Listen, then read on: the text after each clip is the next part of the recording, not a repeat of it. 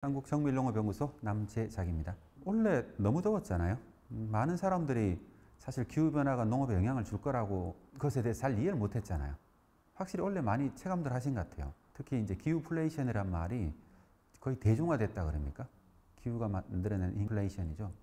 그런 것처럼 많은 사람들이 이제 기후변화가 내 실생활에 영향을 주고 있다는 걸 느끼는 것 같습니다. 사실 우리나라 소비자 물가에서 농산물이 차지하고 있는 비율은 1.6%가 밖에 안 되거든요. 근데 원래 이제 물가 상승률이 올 봄에 좀 높았잖아요. 그때 물가 상승률의 30%를 농산물이 차지했다고 할 만큼 큰 영향을 미쳤거든요. 그러니까 이례적으로 한국은행 총재가 그 물가 문제를 언급할 때 농업 구조 문제라든가 아니면 농산물 수입까지 고려해야 될 거라는 얘기를 했었잖아요. 그만큼 이제 물가가 농민들의 어떤 소득이나 삶 이걸 떠나가지고 국민 전체에 영향을 미치는 수준까지 왔고 거기에 이제 농산물 물가가 크게 많은 영향을 미치고 있다. 이렇게까지 온 것 같습니다. 근본적으로는 농산물이라는 것은 기후변화가 심해질수록 이 수급을 맞추기가 어려워집니다. 그러니까 그것 때문에 기후플레이션이 일어나고 있잖아요. 농산물 가격이 올라가는 품목들을 다 살펴보십시오. 사과라든가 배추라든가 대파 같은 작물들 있잖아요. 수입이 어려운 작물들이 다 가격이 먼저 올라가고 있습니다. 그러니까 쌀 같은 경우도 이제 그건 역으로 현상으로 나타나고 있죠. 계속해서 이제 가격이 떨어지는 문제가 계속 생기거든요. 이것도 결국 수출입이 안 돼서 생기는 문제입니다. 쌀 농업의 궁극적으로 안정적인 기반을 가지려 그러면은 우리가 생산한 쌀을 한 10% 정도는 수출할 수 있어야 된다.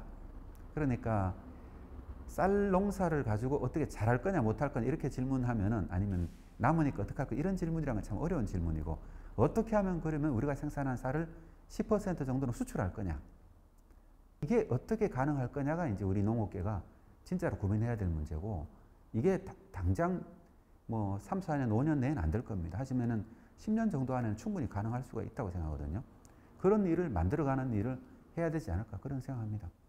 우리나라는 사실 단립종만 재배하잖아요. 단립종을 재배하니까 우리나라 사람들이 먹는 쌀은 한 10%, 15% 정도만 전 세계 쌀을 차지하고 있습니다.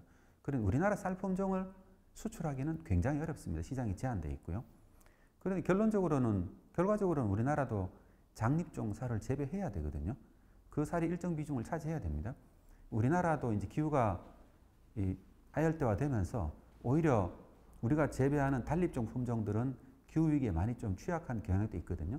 하지만은 또 이 장립종 품종들은 전 세계에서 재배되고 있잖아요. 그러니까 오히려 다양한 특성의 장립종 품종을 우리 환경에 맞게 개선해가지고 우리나라에서도 이제 이미 우리나라의 외국인이 5% 넘어갔잖아요.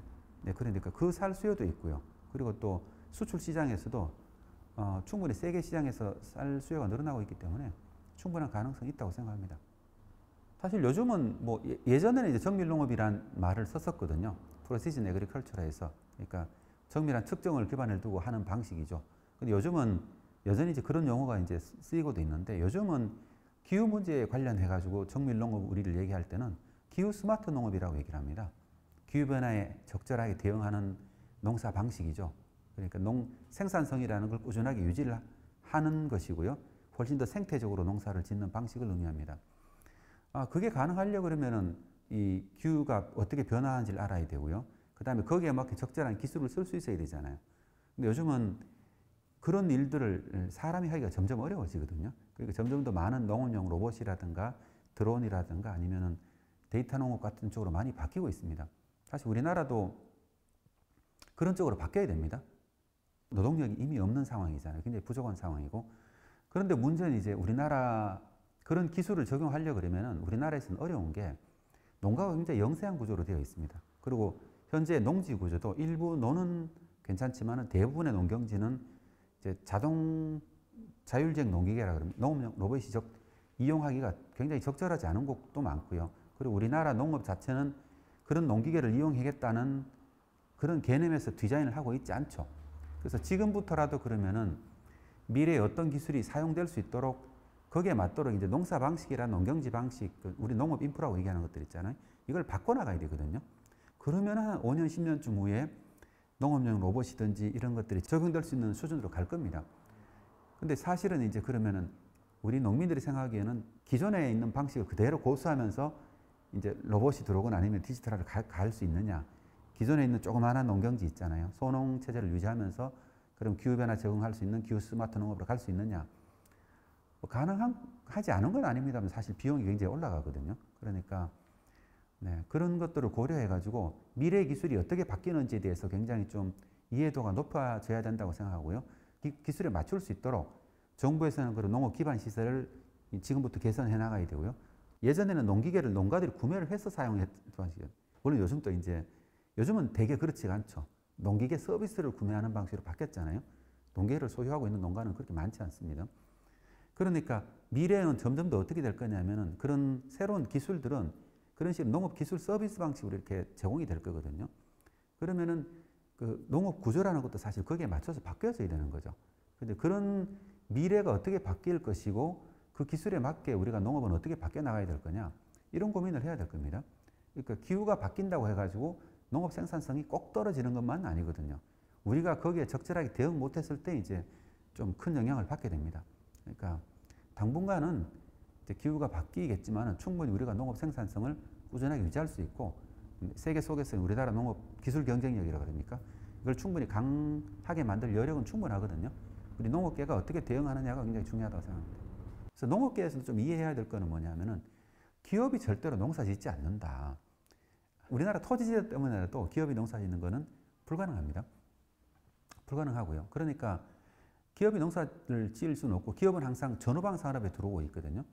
전후방 산업에 기업이 들어오면은 농업에 사실은 많은 도움이 됩니다. 전방 산업에서 이 가공이나 유통에서 만약에 큰 기업들이 나오면은 사실은 농산물을 어떻게 더 판로가 늘어난다고 합니까?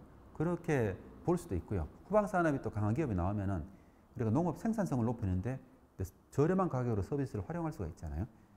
그러니까 이걸 좀 다른 시각으로 봐줄 필요가 있지 않을까. 그리고 또 근본적으로는 이 기업이라는 게 농업 전후방 산업에서 큰 활약을 해야 농업이란 학문 자체도 이렇게 기술 자체도 발전된다 그럽니까? 우리나라 농업 자체의 경쟁력도 높아지는 효과가 있거든요.